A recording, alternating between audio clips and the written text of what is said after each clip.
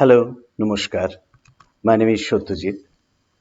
Bappi Lahiri, with a career spanning 50 years, composing almost 5,000 songs and for over 500 films, doesn't need any introduction for his contribution in Bollywood and Indian music. I was quite fortunate to perform with him since 2009. He's an incredible human being. We have learned so much from his music. I also know his son Bappa Lahiri, an incredible musician composer. I have the privilege today to bring Bappa Lahiri to talk about Bapida and his contribution to the world music. Let's welcome Bappa Lahiri. I'm quite lucky to have Bappa Lahiri with me. He's in LA, just came back from his trip from India, which must be very emotional for him and their family. But now that we have him back, I had the pleasure and privilege of requesting him to talk about Bappida, who are very near and dear to us for so many people in America and all over the world. So Bappa, you being such a tremendous talented musician, composer, and seeing Bappida that closely, we all know about Bappida's contribution to Bollywood music very, very well. But I don't think here, not many people know his contribution to the world music. Thank you, Satyajit, for inviting me here. It's a pleasure for me to talk to you all. That has been very closely associated in a lot of concerts, a lot of organizations in New York, New Jersey, all over America. We've toured around so much. Yes. It's great to have speak to you. We perform together in a lot of concerts. Thank you so much. How I'd like to start. When you say, Dad's contribution to obviously Indian music has been great, but his Indian music is what took him to the world. It all started when Disco Dancer came out, and how Russia and Japan and China, loved his music. From Jimmy Jimmy Aja Aja to I'm a Disco Dancer. So actually his music was appreciated in 80s by fans all over, and that's when it all started. It was actually not that appreciated in India in the beginning. It was more appreciated in Russia and China, and that's how it became popular later on. So interesting. And that's how it all started. That's one way where he started recording in London.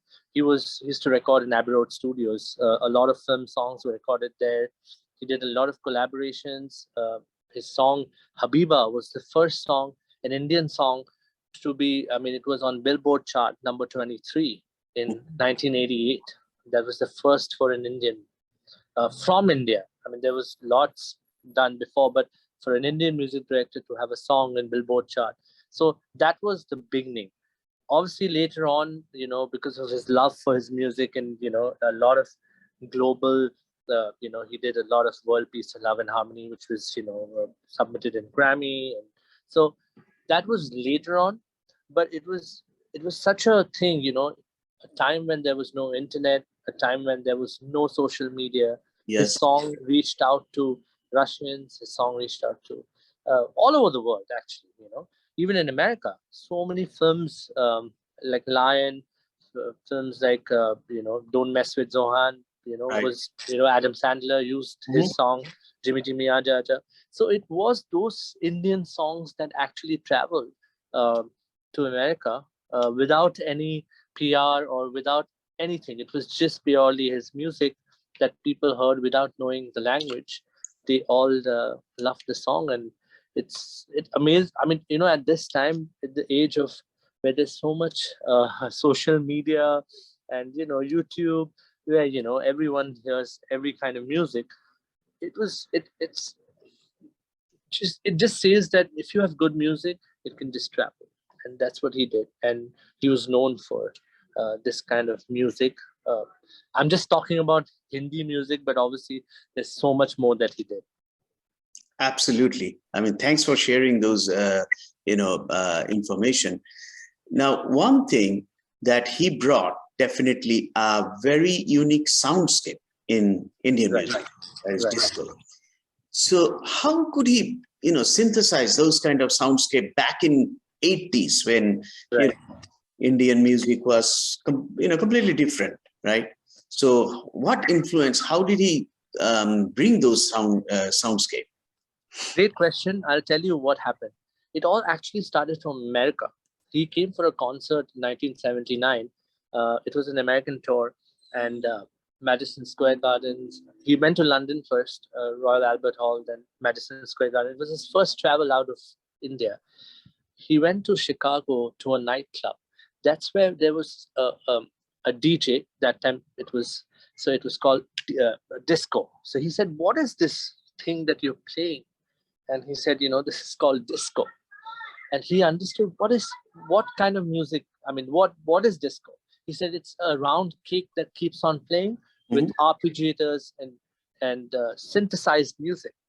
He was amazed, and then he traveled to New York, Broadway, Manny's Music, and Sam Ash at that time, and that's when he bought all the Moog synthesizers and all the drum machines, the 808s, which are popular now. Um, and that's when he traveled to India. They even didn't know how to use it and so he never went with the trend. He always did something that he believed in, which was so I mean, that's what is takes him apart from everyone. Is at that time when music was in India, music at that time was very rock and roll, very different genre. But him thinking about that and when I say disco music, he put in a lot of Indian melody. People don't understand. Yaad Aa Raha Hai Tera Pyar is a very beautiful Indian song. If you take the drums and the synthesized thing out, if you sing Yaad Aa Raha Hai Tera Pyar, it's a melodious, it's a wonderful melody, Hindi melodious song, and he put that into a disco beat, and it makes it unique. So it was not just that he just bought an Indian disco and just put that beat, and it was not like that. Even I'm a disco dancer. The antara is a beautiful. The antara goes to a different Indian style, except the Indian. I'm a disco dancer, so he knew how to blend it and how he put in at that time, with limited resource. They used to record with 2 tracks. There weren't too many, resources. There were no computers that time. They were it was just incredible how he managed to get so many things and great ideas together. Obviously, all credit also goes to B. Subhash, the director, Mithun Chakravarti. A great team. You need a great team. And Disco Dancer was not a big budgeted film. It was at that time, it was just a very simple film that, they wanted to do. And, it was just a very small budgeted film, and it did wonders. And today we are all, it's a cult. It's people are just talking about it. Right. One last question is that I do not know if you and Bapida, when you were working, how did he foresee that his legacy will be taken 5, 10, 20 years from now? Well, his songs are so versatile and evergreen. Even when, last 10 years, you could count the 10 big films. 5 or 4 big films has his songs, no matter what. Yes. His legacy is what I have, and which I think it's people who love him. There are a lot of composers who are very talented, great, but he was a great human being. His music, people connect not only because he can make people dance. Of course, his concerts, people dance, but they also like what the person is. When today any person, from a taxi driver to to the airport, when they come to me and they firstly say he was a great human being, which is the biggest thing for a music composer, for an artist. Of course, his legacy will go on. I will do my, how much ever I can, but I I know that people, you, me, all of us, uh, I want to, be as family, want to celebrate him, celebrate his music. Uh, he is with us. His music is with us, and that can never go from this universe, ever. And of course, like you are doing such a great concert. I wish I could be there, but probably very soon we'll get together. It's a great way of celebrating him. He always, stage was his home. His love for music was what he was, and this is what we're gonna do. As he always said, "Zindagi mera gana, main isi ka deewana."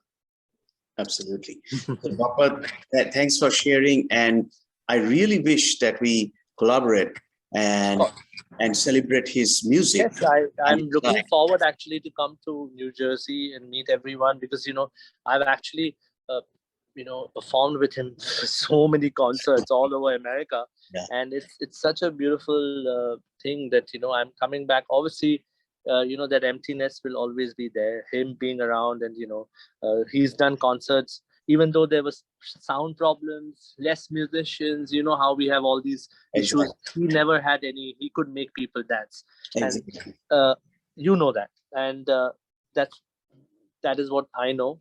So I'm looking forward, and hopefully we'll see you all soon. I remember the last show with him in 2017 December in New York. There was no chair, and about 300 people were standing from the beginning till the end. Exactly. They didn't want to leave us, right? We were.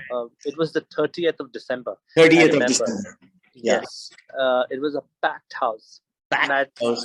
People were dancing from the first till the last song. Exactly. I did share that video on Instagram recently. It was what an amazing concert. What an amazing concert. So thank you very much. Again, thank you. We wish all the best for you, and you. wish to again work with you to celebrate Bappi's music, which will be with us forever. Of course. Thank you so much. Looking forward, and hope to see you very soon. Thank you very much. Thank you. Okay. Bye-bye. On June 19th in Ananda Mandir, we are going to pay a tribute to Bappi Lahiri on behalf of Resonance Band with the local artists who had performed with the maestro himself. Please come and enjoy the shows starting at 2 p.m. It's not a ticketed event, but would request you to donate to support Ananda Mandir. Thank you and see you there on Sunday, June 19th at 2 p.m. Bye-bye.